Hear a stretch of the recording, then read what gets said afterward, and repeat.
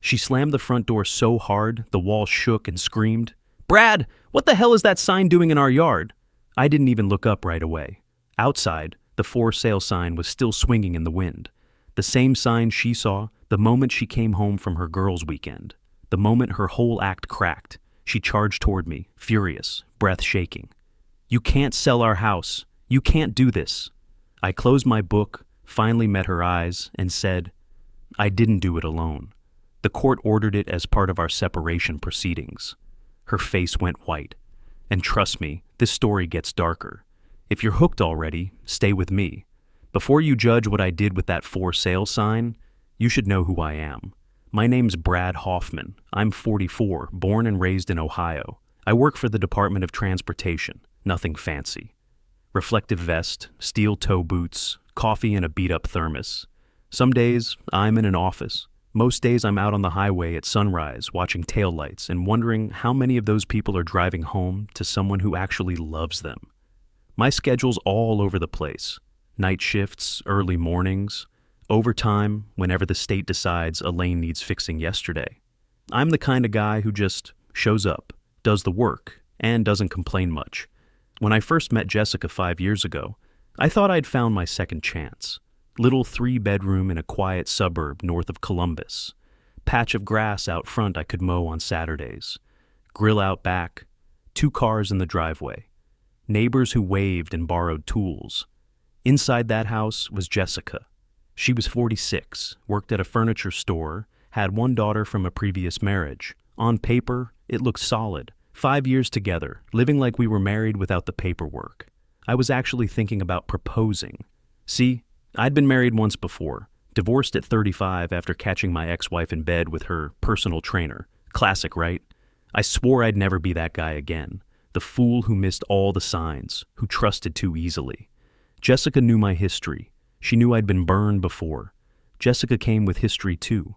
She'd been married once, had a daughter, Ashley. When I met Ashley, she was a teenager with headphones permanently attached. By the time all this happened, she was 22, living near campus, figuring out her own life. Our dinners were normal, mostly. Frozen pizza some nights, roast chicken others. Ashley dropping by, dumping her laundry, telling stories about professors and boys who weren't worth her time. I wasn't her dad, and I never tried to be. I just tried to be steady, a ride when her car broke down, someone to look over a lease before she signed it, the good stepfather figure. Jessica was the bright one in the room, pretty, put together.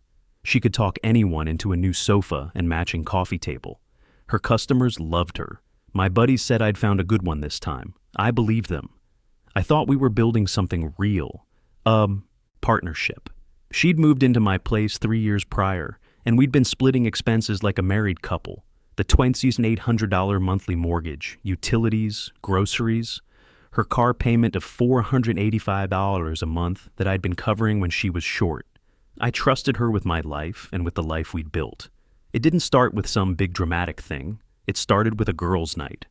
One Thursday, Jessica came home more dressed up than usual. Nice top, tighter jeans, more perfume than a normal workday. She said, "The girls from the store want to go downtown after our shift. Just a couple drinks, blow off some steam. You okay if I go?" I didn't hesitate. "Yeah," I said. "You deserve to have fun." That's what you're supposed to say, right? You don't want to be that controlling boyfriend who freaks out every time his girlfriend leaves the house. I'd learned that lesson the hard way in my first marriage. So I stayed home, heated up leftovers, watched a game I barely remember. She came back late, cheeks flushed, laughing about some drunk guy who tried to hit on the whole group at once. She kicked off her heels, kissed me on the forehead, said, "You'd have hated it. Too loud." There was a little voice in the back of my head that noticed the extra makeup, the late hour, the way she smelled like a bar and cologne that wasn't mine. But I pushed it down. I wasn't going to be that paranoid boyfriend again. After a few girls' nights, it leveled up. One evening, we were cleaning up after dinner. She was rinsing plates. I was drying. Real quiet. Real normal. Then she said, casual as you please, "The girls are talking about doing a weekend in Hocking Hills. Just us. Cabin, hiking, wine, hot tub. I think it'd be good for me." I pictured it easily. Trees, cabins, those stupid Instagram photos with matching flannel. It sounded harmless. She watched my face while she dried her hands. You okay if I go? Just Friday to Sunday. I'll be back before your Monday shift. Yeah, I said. Go, have fun. A few days later, I helped load her suitcase into her friend's SUV. She looked good. Too good for hiking, if I'm being honest. Fresh hair, new leggings, that kind of outfit you buy for being seen. Right before she got in, she put a hand on my chest, looked me in the eye, and said, "You know I love you, right?" I didn't even flinch. "Yeah," I told her. "I know." I watched the car turn the corner and disappear. Back then, I still believed every word. That first night she was gone, I worked an early shift. Came home to a quiet house. Around 9, I grabbed my phone and hit FaceTime. She answered on the second ring. Music blasted in the background, glasses clinking, people laughing. The screen was dark for a second, then her face popped up, lit by bar lights. "Hey, babe," she shouted over the noise. "We're at dinner." I smiled. "Looks fun. Where are you?" She glanced off to the side just for a second. I don't remember the name. My friend picked it. Some little place near the cabin. Jessica has a memory like a steel trap. She can remember a throw pillow a customer looked at 6 months ago, but she didn't remember the name of the restaurant she was in. I laughed it off, said goodnight, told her to have fun. But when the call ended and the house went quiet again, something in my stomach twisted. She came back Sunday afternoon, right on schedule. "There's my handsome boyfriend," she said, wrapping her arms around me, kissing my cheek. The trip was great. I hugged her back. She smelled like hotel soap and perfume. "So," I asked, keeping it light, "what was your favorite part?" She pulled back, thought for half a second too long. Just shopping, wine, girl talk. We had fun." This is a woman who once told me a 20-minute story about a couple arguing over a dresser. She loves details. She lives in details.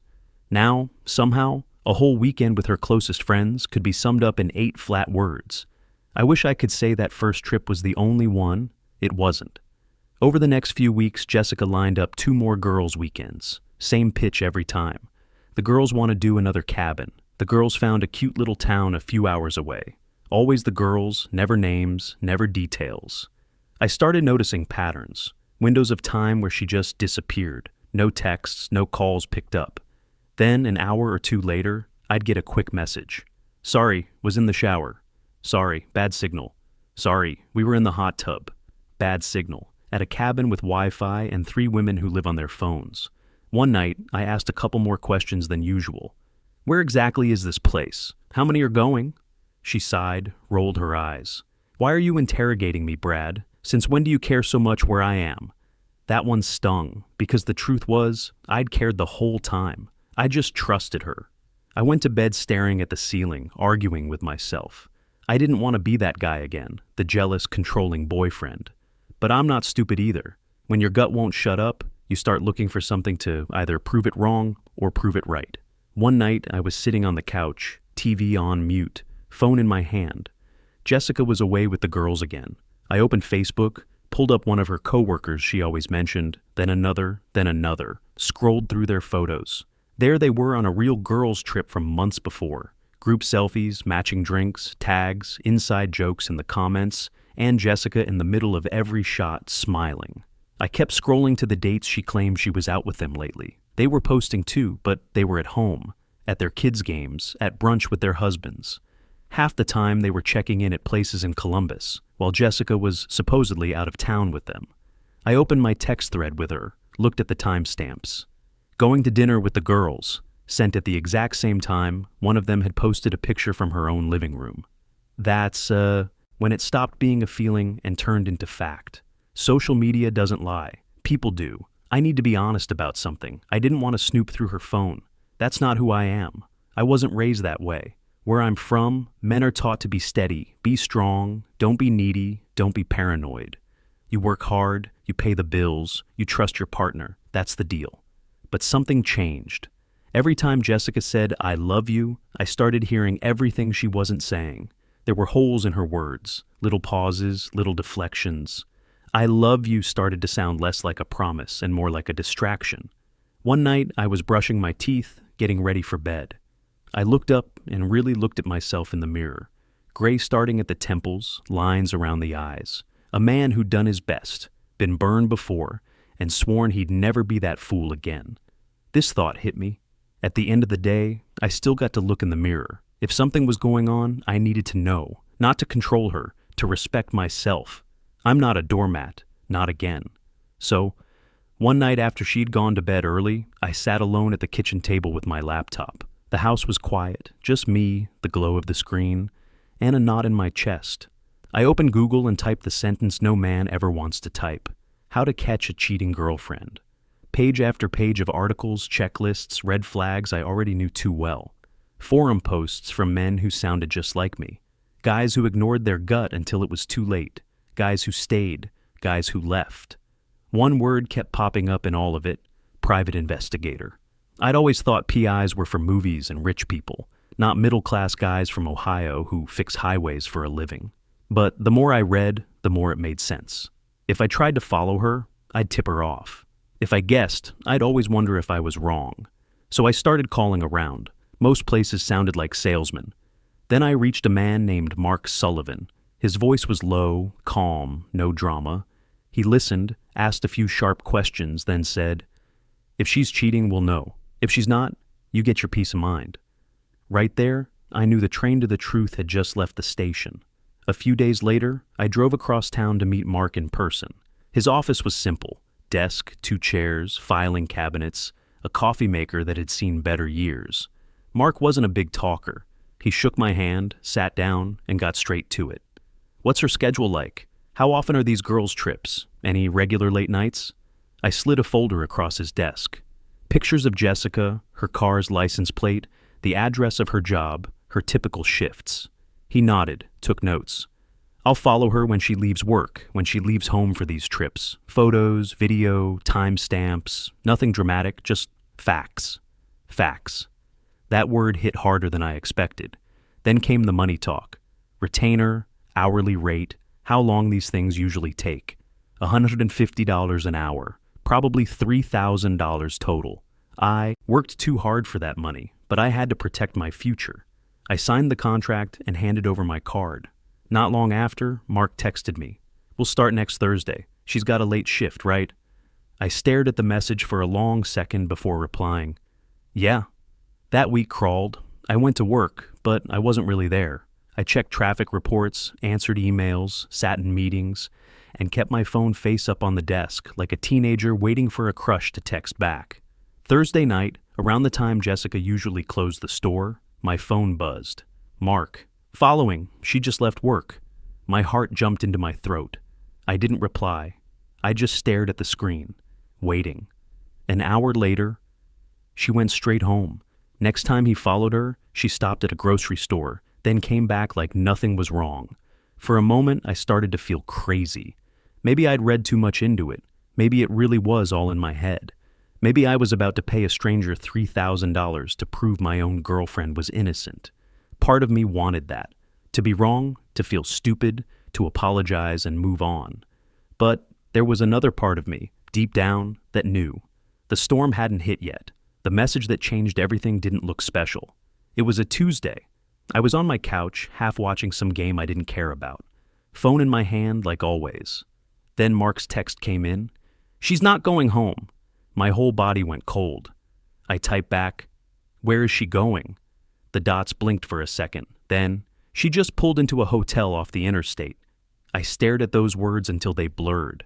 A second later, another message. A photo. Jessica's car. Her exact make, her exact color, her exact plate. Parked under a bright hotel sign I'd driven past 100 times on my way to work. I didn't throw my phone. I didn't scream. I just sat there breathing like I'd been punched in the gut, because that's what it felt like someone had reached inside my chest and hit me hard right where all the trust used to live. A few days later, Mark called and asked me to come in. Same old building, same stairs, but this time it felt like walking into a courtroom where I was both witness and victim. He didn't waste time. He set a thick manila folder on the desk between us. Everything's in there: timeline, photos, video stills. My hands didn't feel like my own when I opened it. The first few shots were simple: Jessica's car, the hotel sign, timestamps in the corner. Then I turned the page, and there she was. My girlfriend, pressed up against some guy in a parking lot, kissing him like he was the only man she'd ever loved. Different nights, different clothes, same two people, their bodies close, his hand on her lower back, her smiling up at him in a way I hadn't seen in a long time. More photos. Them walking into restaurants together, into that hotel lobby, into elevators. I used to think if I ever saw something like that, I'd lose it, smash something, break down. I didn't yell, I didn't cry. Something inside me just shut off. Whatever I felt for her didn't die loud. It went silent. Mark watched me flip through those photos until I couldn't look anymore. He leaned back in his chair and asked quietly, "What are you gonna do, Brad?" I sat there for a moment, staring at the edge of his desk. "I'm done," I said. "I'm not going to beg. I'm not going to couples therapy." She made her choice. He nodded once. No pep talk. No think it through. Just acceptance. Maybe he'd heard it 100 times before. That night, I drove home to the same house where all those lies had lived. Jessica was on the couch, TV on, hair up in a messy bun like any other Tuesday. She smiled when she saw me. "How was your day?" she asked. "Just another day at work," I said, kissing her on the top of the head. I sat down beside her like nothing in the world had changed. We went to bed. She curled up against me like I was still her safe place. I stared into the dark and repeated one thing in my head over and over. I'm not your plan B. I'm not going to be the fool in your story again. I wasn't planning a fight. I was planning my exit. The next move wasn't to yell. It was to call a lawyer. I made an appointment with Diana Walsh. "Call me Diana," she said on the phone. Separation attorney, Columbus. Her office was bright, clean, diplomas on the wall, shelves full of neatly labeled files. The kind of place relationships go to die on paper. I sat across from her and slid the same folder onto yet another desk. She put on glasses, opened it, and went through everything slowly. No gasps, no sympathy noises, just page after page, her pen tapping quietly as she read. When she was done, she closed it and looked at me. "Since you've been living together as domestic partners with joint property ownership," she said, "infidelity affects asset division. With this evidence, she doesn't get to blow up your life and still benefit from it." That line hit something deep in me, because that was exactly what this felt like she'd lit a match in the middle of everything I'd built, then expected me to keep paying for the privilege. For the first time since seeing those photos, it didn't feel like I was just losing. It felt like I had a way to fight back. After we went through the evidence, Diana shifted gears. "First things first," she said. "No big transfers, no selling assets, don't touch the retirement accounts. Not until we file. You don't want anyone thinking you're hiding anything." I nodded. I hadn't even thought that far ahead. I was still stuck on hotel photos.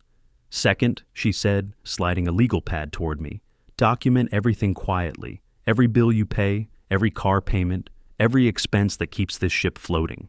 So I did. I went home and became my own accountant. Every time I paid the mortgage, I wrote it down. Every time I made a payment on the car Jessica drove, I wrote it down. Groceries, utilities, all of it. Not to be petty, to have proof of exactly what I'd carried. We talked about serving her the separation papers, too.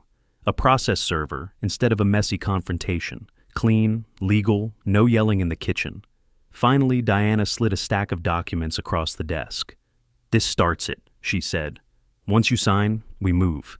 My hand shook a little as I picked up the pen. That signature wasn't just me ending a relationship. That signature was me choosing myself. Again.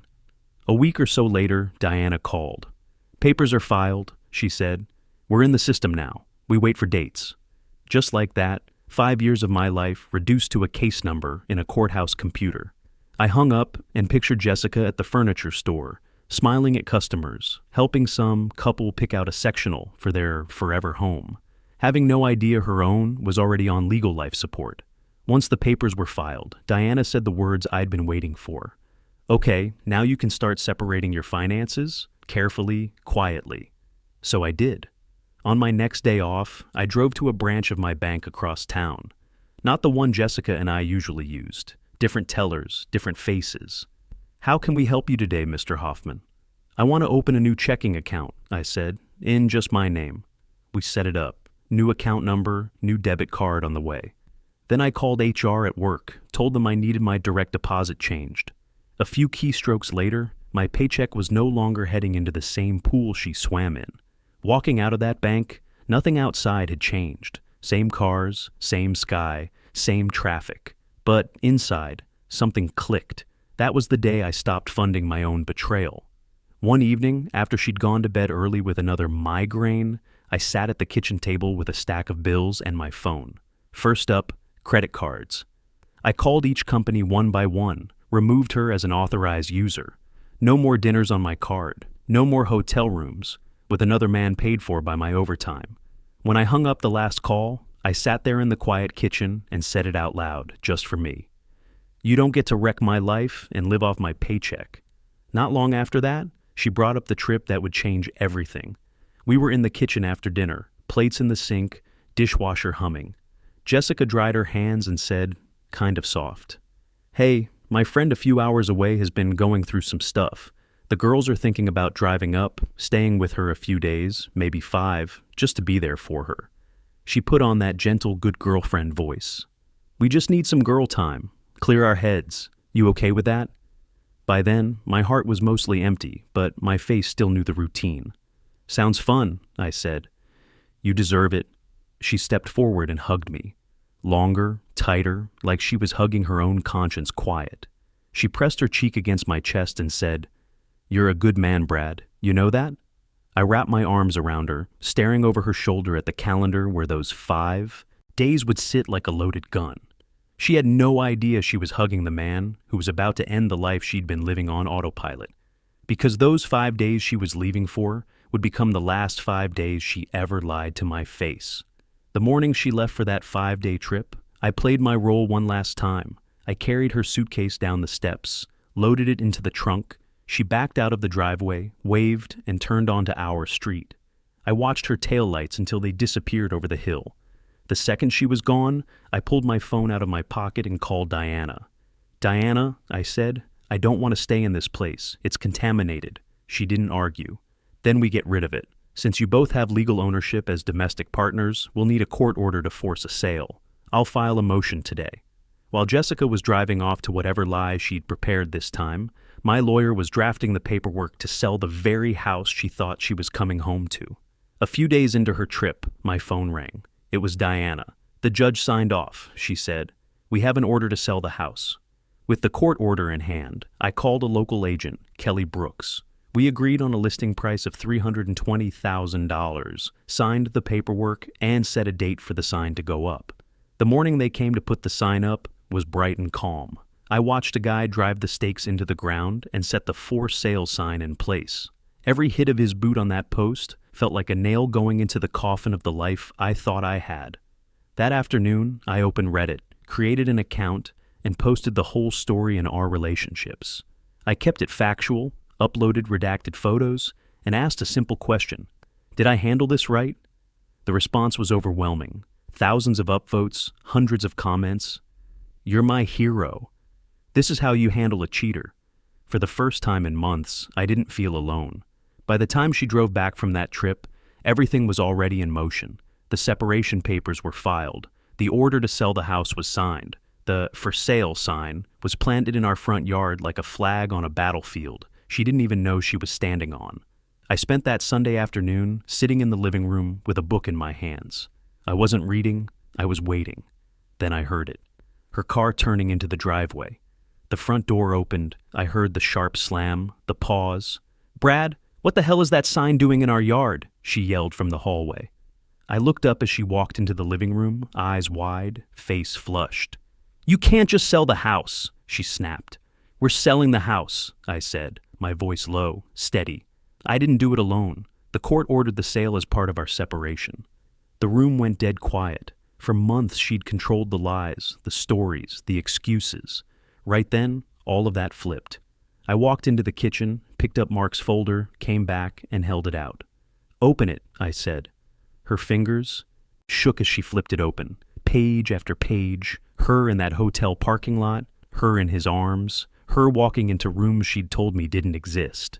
"This isn't what it looks like," she stammered. I actually laughed.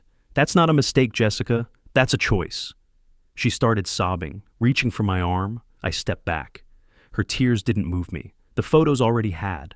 I sat down, looked her straight in the eye, and laid it out.